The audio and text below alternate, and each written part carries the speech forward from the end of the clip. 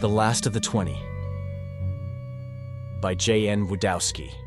For your full enjoyment, read and/or listen to the end. Chapter 1.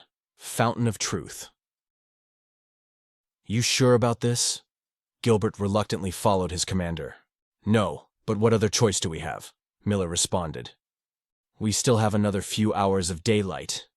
We could find something better further up the road. Miller, at full alert, walked into the old complex. It's a shopping mall. We should be able to find supplies here. The last shopping mall we lost the rest of our team. Just don't drink the water. We should be fine. Commander Miller unslung his Peppa rifle, leading his only remaining member of his command into the main doors of the New Rochelle Mall just off Route 1. I am really getting tired of this.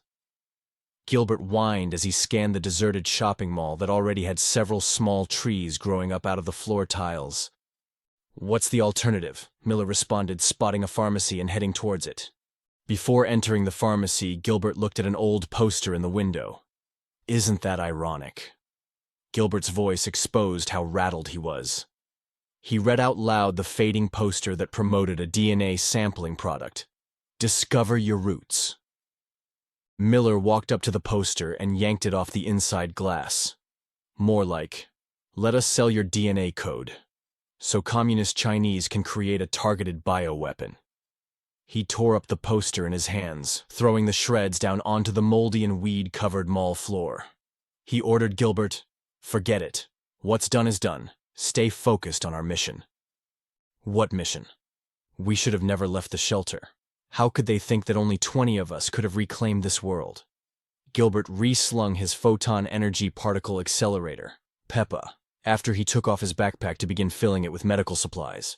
Reading the labels of one of the meds in his hand, he threw it to the ground. What are we doing?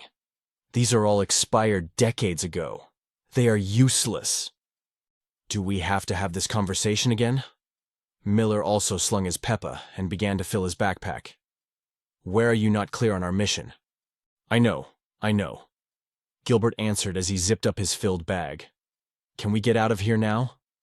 You know how much the mindless prune faces love these kinds of places. I am set. Miller zipped up his bag. Weighted heavily with the additional bottled sports drinks, he lifted it up and threw it on his back. This should last us a few days at least. He realized his canteens were extremely light as he spotted a fountain still running in the center of the mall. The solar panels on the mall's roof must still be functioning, he thought to himself. Gilbert looked at Miller, knowing what he was thinking. You sure it is not contaminated? Miller walked up to the fountain as he removed a test kit from one of his leg cargo pockets. I am sure the pool is, but the running water could be free of the bug. He inserted one of his test strips into the fountain of what seemed like clear, clean, fresh water. The white test strip, to their disappointment, turned an instant blood red. I could have told you, Gilbert responded. Damn. Miller blurted, not meaning to speak so loud. In response to his exclamation, several loud bangs echoed throughout the mall. The two Reclaimsmen unslung their pipas and instinctively put their backs to each other with their weapons, aiming outward at the unseen danger. From all directions they could hear the shuffling of scores of feet moving closer towards them. The broken skylights above them still gave them a large shaft of protective sunlight. Do you think we can make it to the doors? The fear in Gilbert's voice was clear to Miller. Miller! A voice called out to him from the shadows. Is that you, Kim? Miller shouted back. The voice did not reply. Sounds like the bug has not rotted out your mind completely yet. Why don't you just let us go as we came? Miller responded to the silence. Can't let you, the voice finally responded. Why not, Kim? Gilbert anxiously shouted out. Silence. Why not? Gilbert, even more rattled, screamed out at the disembodied voice. This new world, new age, you are the old, disease, no room for you and yours. A new world? Miller chuckled.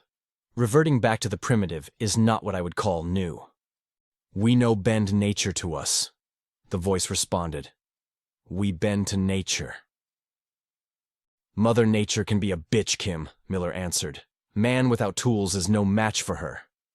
We survive. The voice for the first time immediately responded. Survive? Your kind is lucky to make it to adulthood, and even then, you live what, another 10 years at best? That is if wild dogs don't catch you in the open. The wolves and bears are returning to the cities. Man, without tools, is nothing more than food for the children of Mother Nature. That was poetic. Gilbert whispered to Miller. Did that just come to you? I've been kind of waiting to use that line.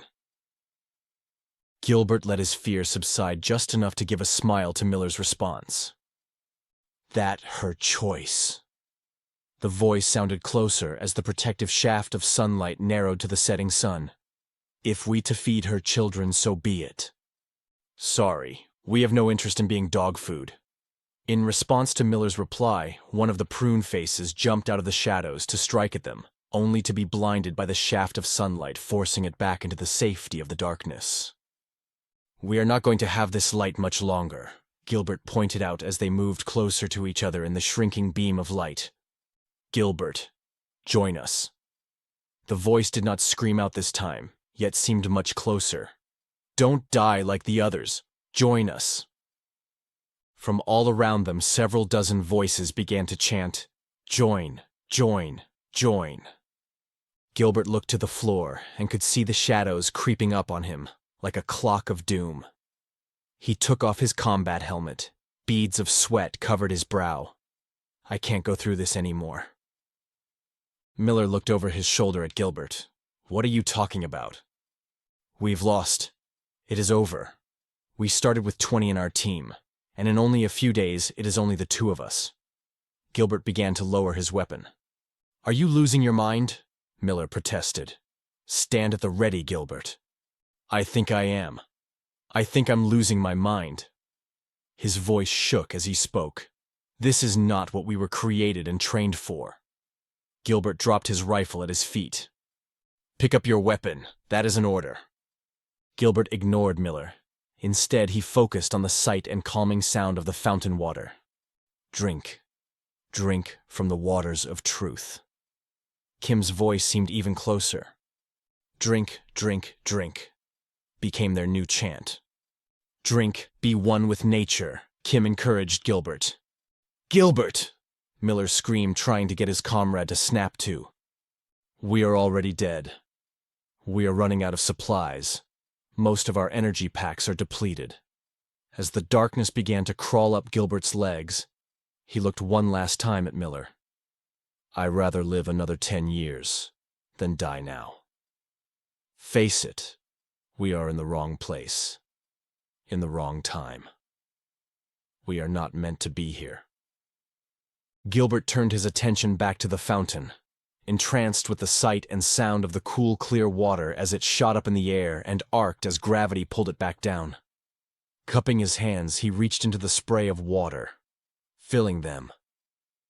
The shaft of sunlight narrowed more so and moving away from the fountain.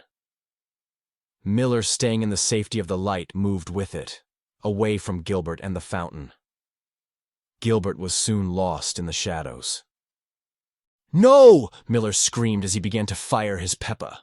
Balls of pure photon energy shot out from his weapon, lighting up and killing instantly those that stood before him in the dark.